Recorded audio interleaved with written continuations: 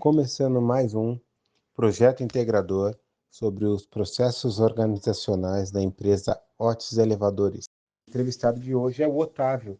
Otávio, seja bem-vindo e se apresente para nós aí, por favor, Otávio.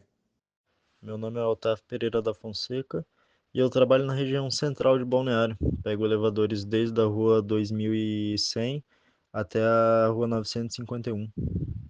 Otávio, como funciona o processo de manutenção preventiva e por que ele é tão importante para a segurança dos usuários?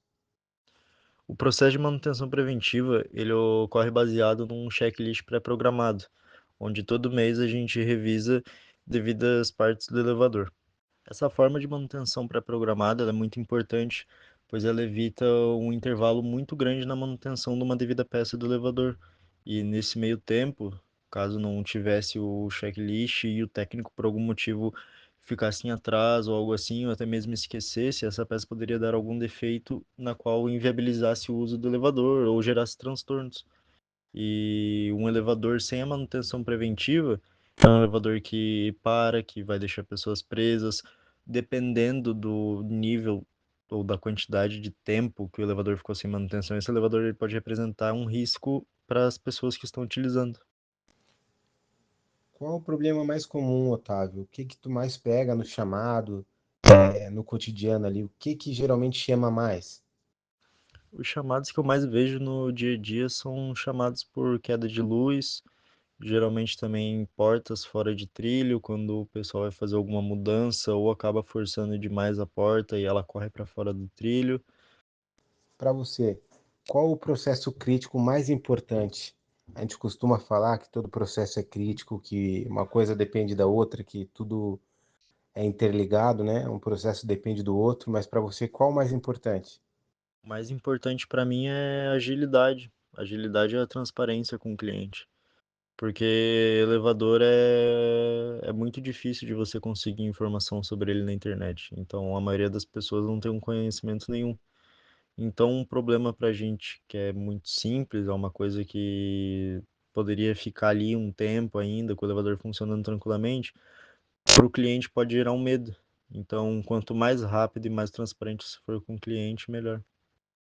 E agora, qual a maior dificuldade e os maiores desafios que tu enfrenta no teu dia a dia ali? Para mim, uma das maiores dificuldades é o deslocamento mesmo.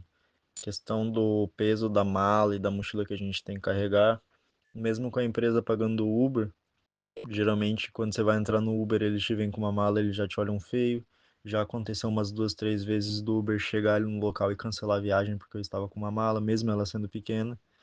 E outro grande problema é porque os clientes sabem que eu sou novo e alguns geralmente, principalmente na hora de atender chamados, eles duvidam muito do que eu falo.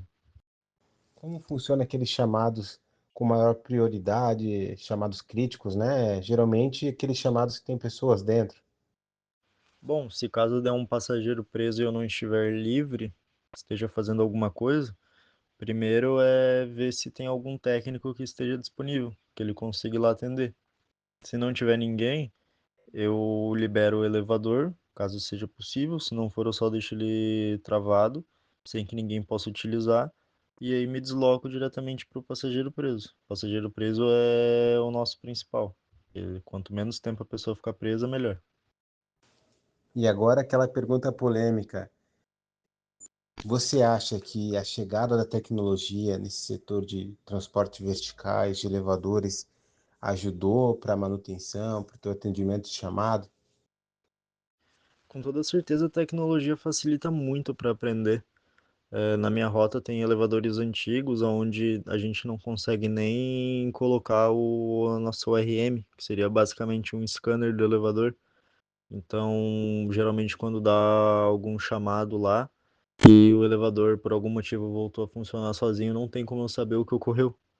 Então, já aconteceu algumas vezes de o elevador ficar dando alguns problemas, dos clientes abrirem chamado e realmente não ter muito o que fazer, ter que ficar lá esperando o problema aparecer. Então, esse é um dos motivos que a tecnologia mais ajuda. Além de ele indicar a falha que está dando, ele ainda deixa salvo. Então, por mais que o elevador volte sozinho alguma coisa, você consegue entrar no histórico e ver o que aconteceu e assim ir direto no local do problema e revisar para ver o que está acontecendo. Chegamos ao fim de mais um podcast. Obrigado, Otávio, pela sua participação. Obrigado, tenho certeza que vai esclarecer dúvidas dos usuários aí que vão assistir o podcast.